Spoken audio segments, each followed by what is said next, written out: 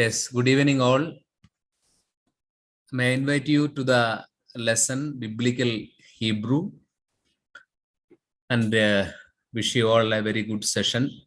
And His Excellency Mar Joseph Pamplani is going to lead the class. As you know, we are going to learn a biblical, a sacred language, in the sense that in the language in which the divine revelation has got a written form. So in this sense, the entire Old Testament is written in Hebrew language and the New Testament in Greek language. The last semester, we have studied the Greek language, and now we are going to learn the biblical Hebrew. The language Hebrew has three periods. The first, the most ancient period of Hebrew language begins with 12th century BC. Now we can say that the Hebrew language is developed as a language of Abrahamic descendants. And from 8th century onwards, the second stage started, that is the biblical Hebrew, the period in which the sacred books got a written form and an ordered form. So the Hebrew of that period is known as the biblical Hebrew. And now in Israel, the language Hebrew is a living language, and that is known as the modern Hebrew. In this lesson, as a part of our BTH course, we are going to learn the second period Hebrew language, that is the biblical Hebrew. Let me invite you all to this session, and we have to love the language as being one of the sacred language, as a language in which the divine revelation has written down. So with this love and enthusiasm, let us approach this session. Wish you all good best wishes. And after this session, I'll be present in the Zoom so that you can clear if any doubts you have.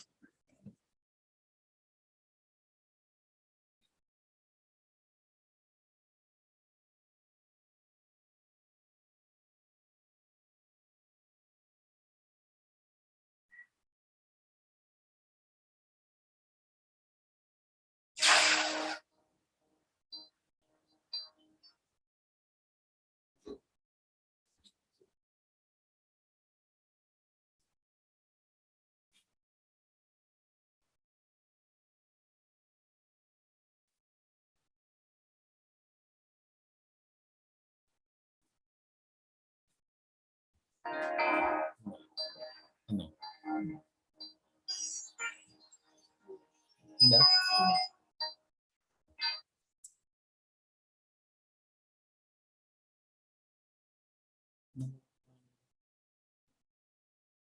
Screen sharing.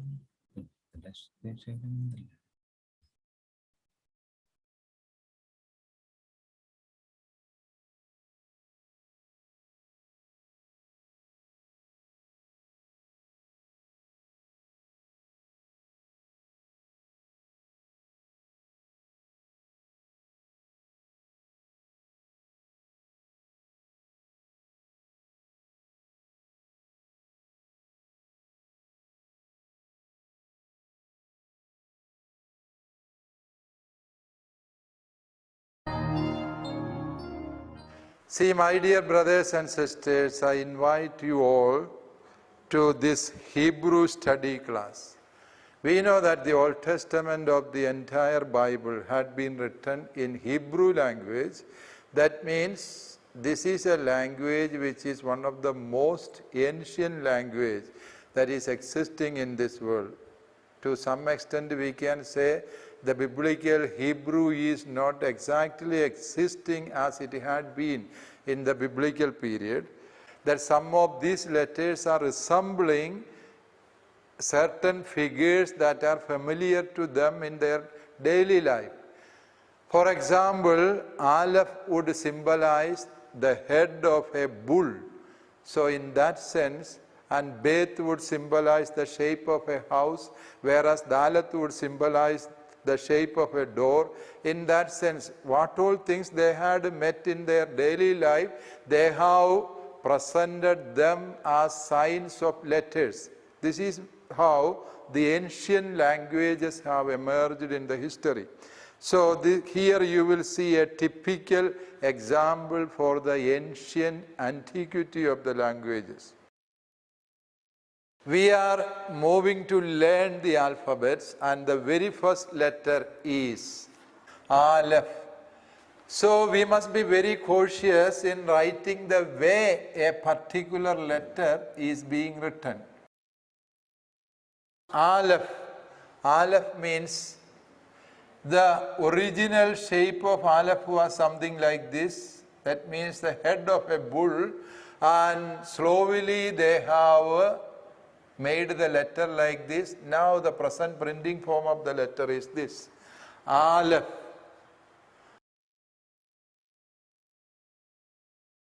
As I have told you earlier, the second letter, Bet, would symbolize a house. See, this is Bet. It's almost a half square. And while writing Bet, B, this is English A, whereas this is English B. Bet, you can see the bottom line is bit longer than the line above. That is the difference. So you must be very cautious in writing this letter in the rectangular shape itself. If you write a letter like this, then it becomes a different letter called a Kaf. So even the very curves as well as the angles that you make in writing a letter is quite important in Hebrew language. Okay? Bet. So the third letter that we are going to learn now is Gimmel. Gimmel in Hebrew means camel. That means the shape of this letter is like a camel's that had raised its leg. So, Gimmel, see, one line comes here and you go back in the same line to a distance and then you make a support curve. Gimmel. Then you have Dalet. Dalet simply means door.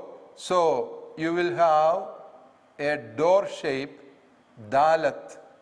Here also, in writing Dalet, you will see the curve or the angle created here is of 90 degree. Instead of writing this, if you write like this, without attending the real angle, then it will become a different letter. This is Resh in Hebrew. So, we must be very cautious. Dalet. The fifth letter is He. And this letter, see, something is to be observed closely. Though it comes something like an incomplete square, see, this line will not touch on the top line. There is a small gap there. If that gap is found missing, then it becomes another letter, Het. So, this gap must certainly be there, and both these two lines must be of same length. See, He. The sixth letter is Vav, and see how it is being written. It is easier to write when compared to other letter. It is something like this.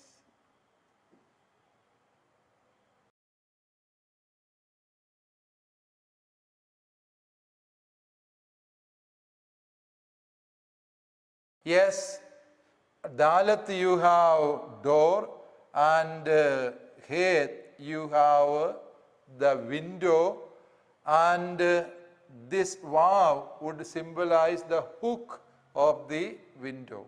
That is the shape. Vav. And now, Zain. Zain is the next letter. Yes, it is written like this. Zain.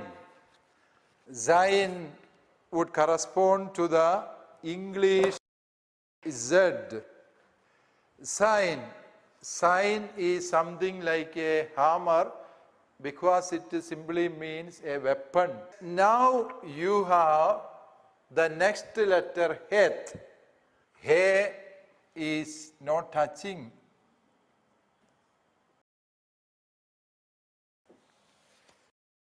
Het is almost identical with He, and the only difference is that there is no gap on this corner, whereas He is having a gap on this corner. It will not touch on the upper line, whereas for Het, it will touch. This is the only difference. So we must be judiciously cautious, otherwise we may be confusing between these two letters. And the meaning of this Het is a fence. Usually they don't have a gate or something in front of the door as we have present days.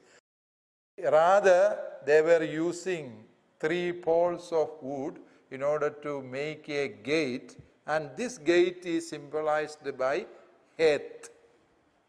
See, every letter that they have in their language is taken from the ordinary objects with which they are really acquainted. See, the next letter is Tet, and this Tet would simply mean a snake. And this letter is written as if a snake. See how it is being written. Something like the head of a snake, and it is being presented like this.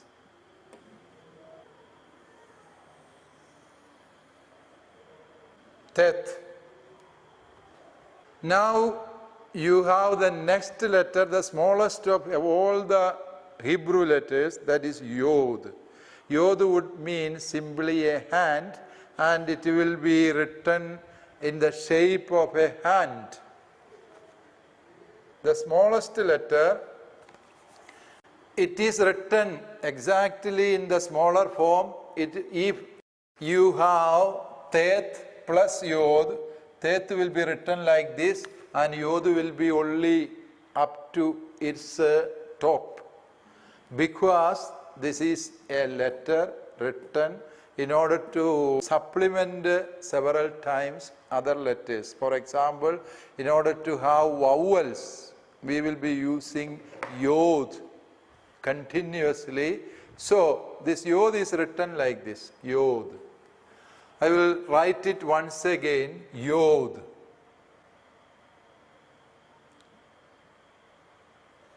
Yod.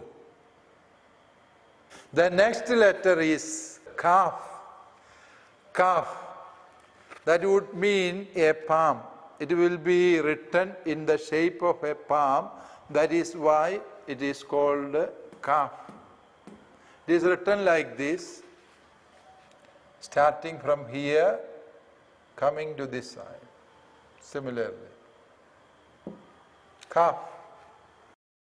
Then you have another letter, Lamat. Lamat is denoting a whip used to torture or beat. So it has the shape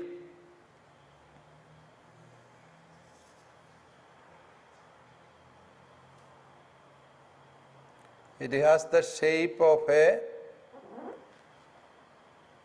whip. Lamat could be written once more. See, Lamat. The next letter is Mim. Mim would mean water. So it is written in the shape of a water tumbler. See, this has the shape of a jar and water is being poured out. This is the shape, water. See, it is written starting from here, then you make a shape from here and will end up here. See, there will be a slight curving and then it will come like this and will end up here. Notice that these two lines are not touching each other. Okay, mim. Next letter is nun. Nun. Nun means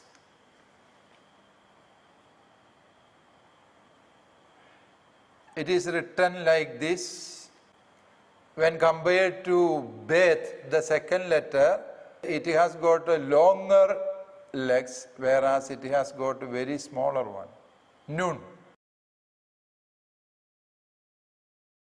Now the next letter is samak. It is something similar to S in English, zamak.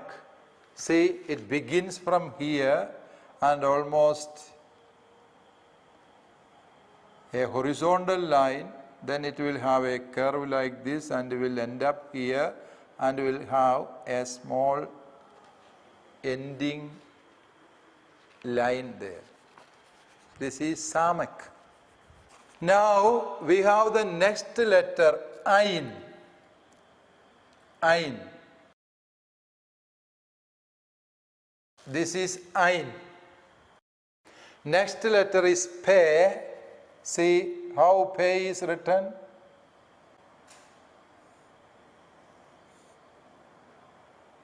Pe. Next letter is sade.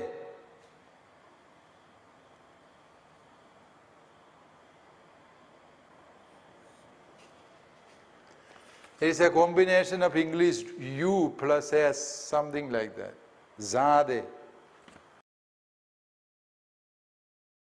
The next letter is Kof, and Kof is something similar to English capital P, and you can notice a slight difference between P and Kof.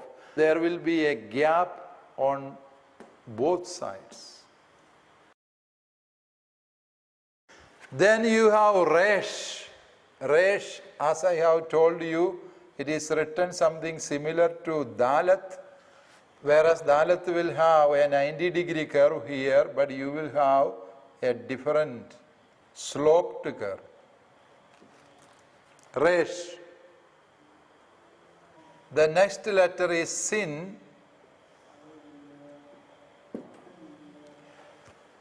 See, it is written like this, and notice there is a dot on the first line. Sin. Sin, if you place the dot somewhere else, it may become another letter. Sin. Then the next letter is quite similar to this letter. Shin.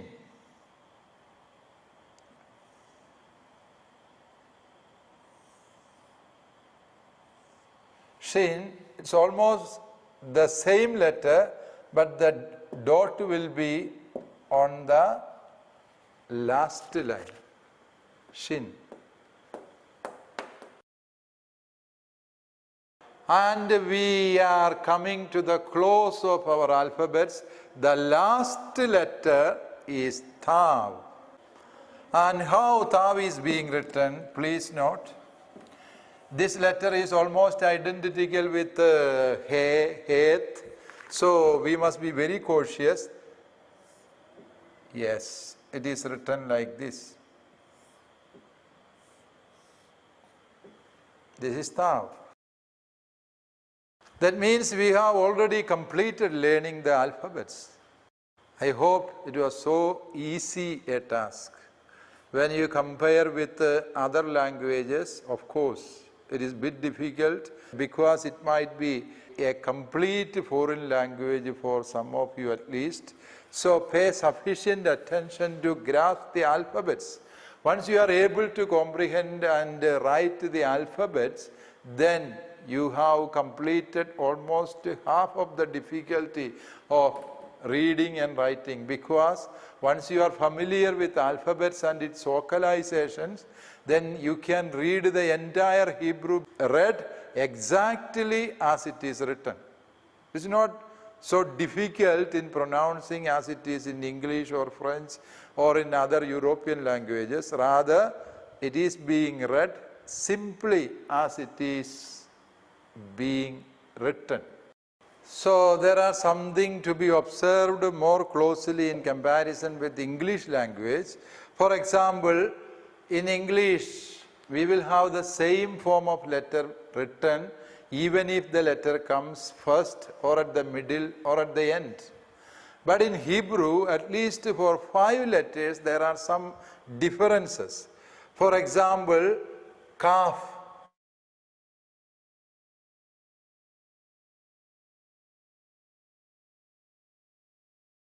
For example, if you want to write Caleb, Ka is written like this. But if you wanted to write Ka at the end of a letter, then you have a different form. Ka will be written like this.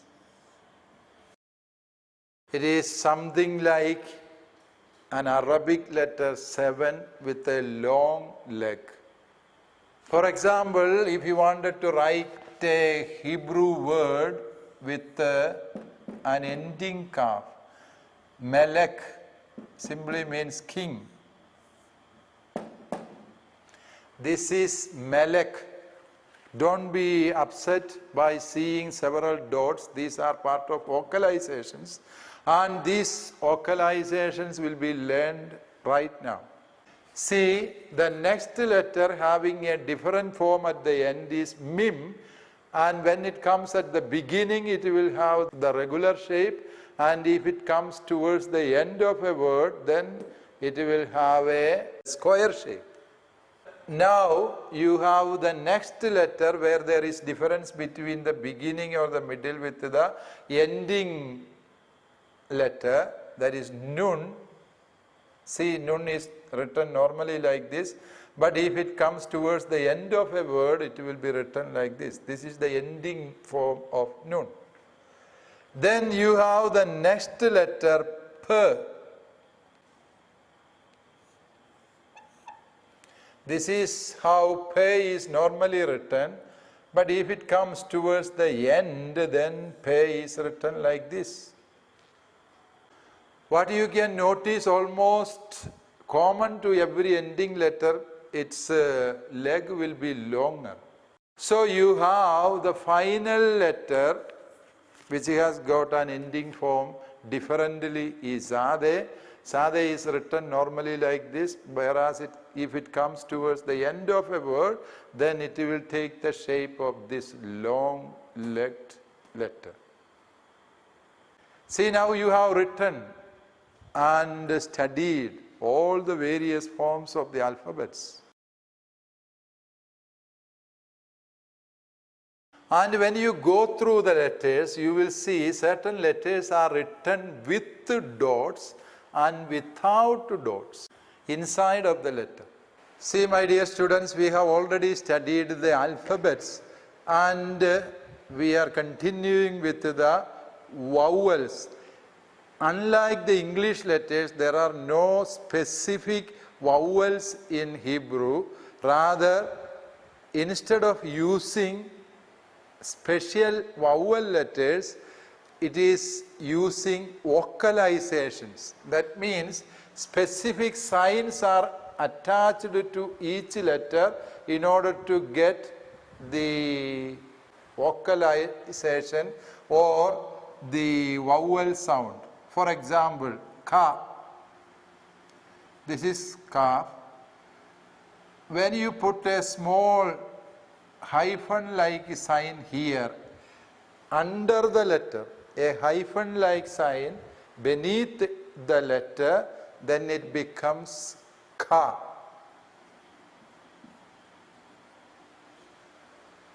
Again, when you write a sign like a small capital T,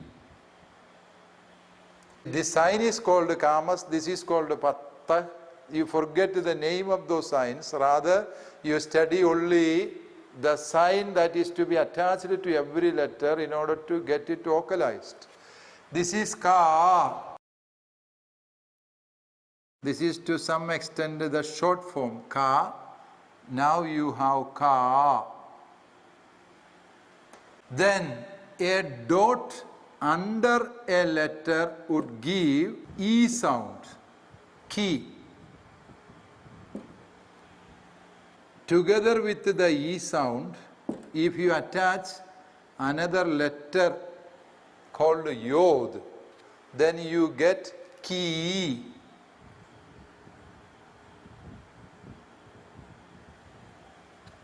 See, ki and ki is differentiated by the addition of one letter yod. K. You have to add 3 dots beneath the letter. You have to add 3 dots under the letter. So that becomes K. If you wanted to have a longer K, then add 2 dots beneath the letter. That is K. Then Ko.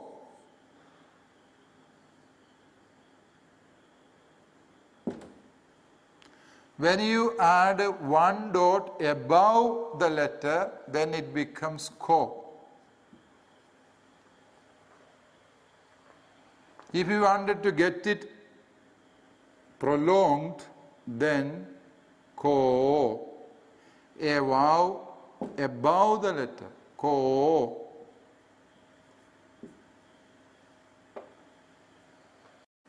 Then if you want to have Ku,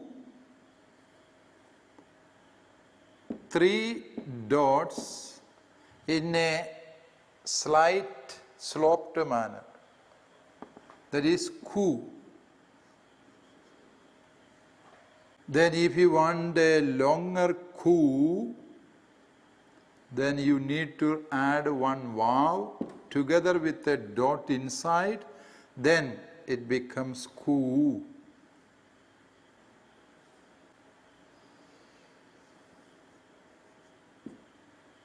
Ku. So that means once you have studied the letter as well as the vocalizations proper to every letter, then that means you have been made yourself able to read and write the entire Hebrew text. That means it is so easy, we don't have so many complications for the vocalizations, rather study only these sort of signs attached to every letter, and as a result you will become able to read and write the entire Hebrew literature. Unlike the English language or in other European languages like French, Hebrew is read exactly in the same manner as it is written. Yes, dear students, once we have learned the alphabets as well as the vocalization, then it is easier for us to read and write the Hebrew text. For that, we need to practice the way certain words in Hebrew are written. For example, our most famous word, Yeshu, Jesus. How Jesus is written in Hebrew, it is not exactly the term Jesus, rather Hebrew has got its own way of pronouncing certain nouns. And Yeshua, yeah, with the yod, then with the 2 dots, you know, it is a, ye.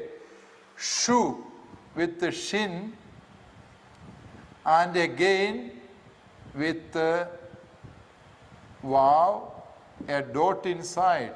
That means oo. Then letter Ain, Yeshua. So if you want to transliterate this word into English, then it must be written like this, Yeshua. Yeshua. This is the way Hebrew is written. If the name in itself is Hebrew, there won't be any alteration. For example, David. David. Dalat with commas, that is da. Wow. With a dot beneath, that is e. Then again Dalat. David. The King David.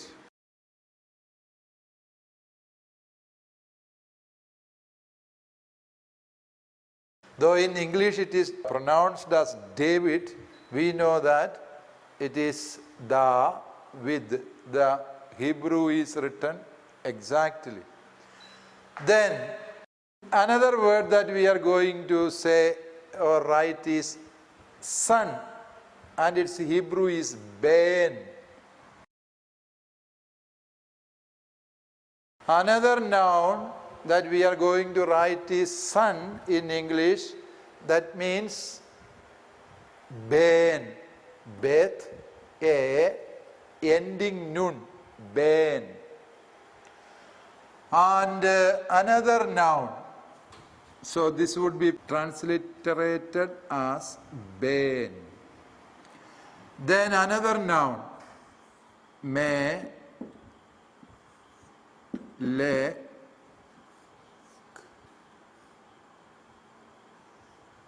melek. That means king. It would be transliterated as melek, king. See, now another important term is Elohim. It's written with Aleph, A,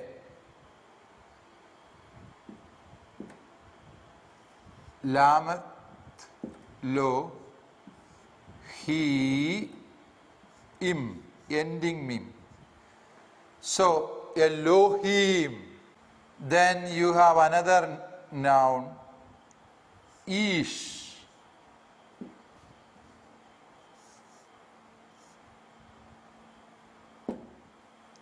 Ish. So, there are several vocabulary given within your textbook. You can go through and try your vocabulary.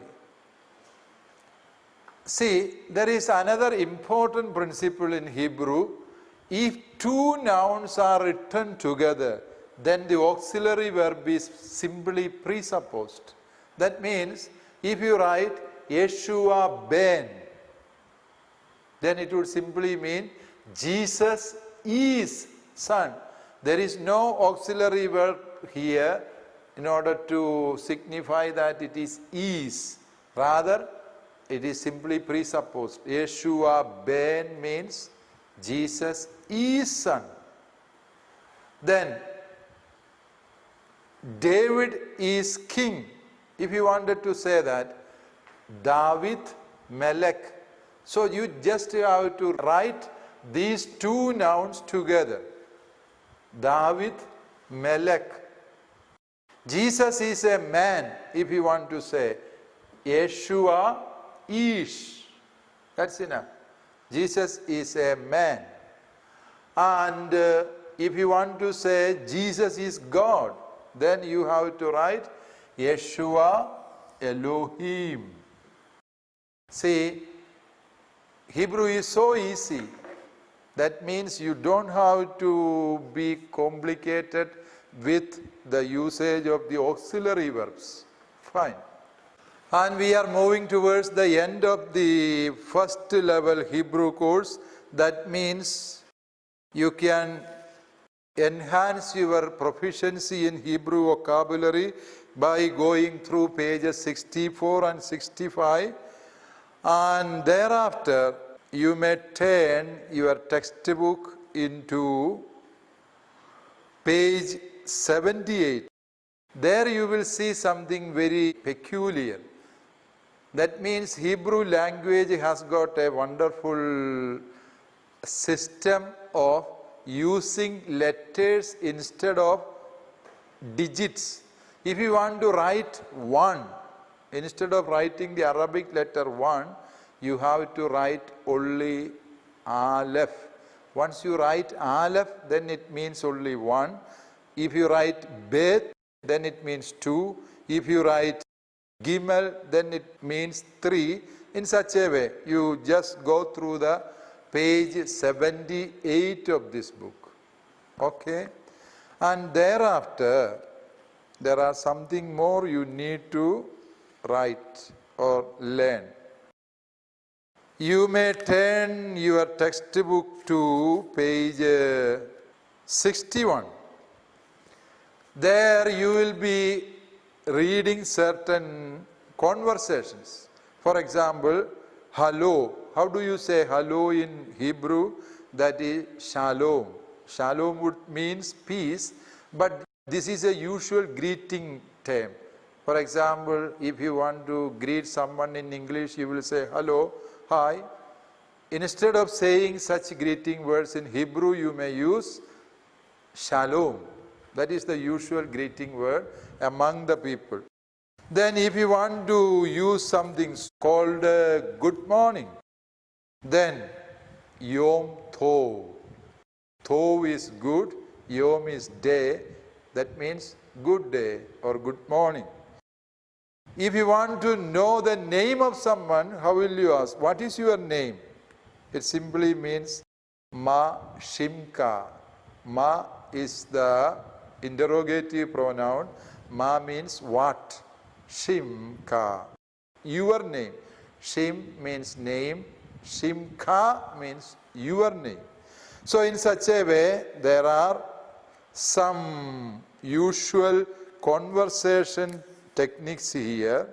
Please go through them. You don't have to by heart the whole thing, but go to the model question paper. There will be several conversations given. Make use of them and try to by heart and try to write them. Learn how to write them in English as well as in Hebrew. And you practice exercise number on page 83. With that exercise, we come to an end of our Hebrew study. So, wish you all the best. Practice all those Hebrew lessons. Then, such a way you can improve your proficiency in biblical Hebrew. You have to learn how to write your name and surname in Hebrew. That will be a definite question. So, make sure that you are able to write your name and surname in Hebrew. So with this, we come to an end of this lesson. Thank you. Thank you very much.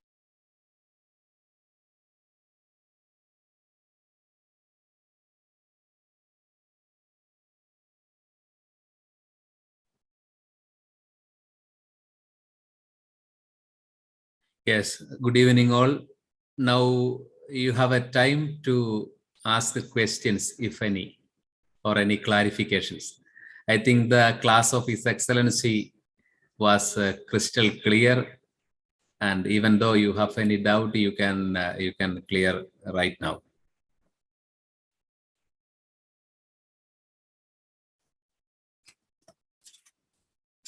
In the exam, you may be asked the questions from page 83, the exercise, and you have all the answers in page 81. Apart from this, you will have the questions from the part of Hebrew alphabets and vowels. And also in page 68, there is certain vocabularies, davar, melek, etc., which all the vocabularies Bishop has introduced you during his class, and those vocabularies will be asked for the exam. So the alphabet, the vowels, and a certain vocabulary in page number 68, and the exercise in page number 83.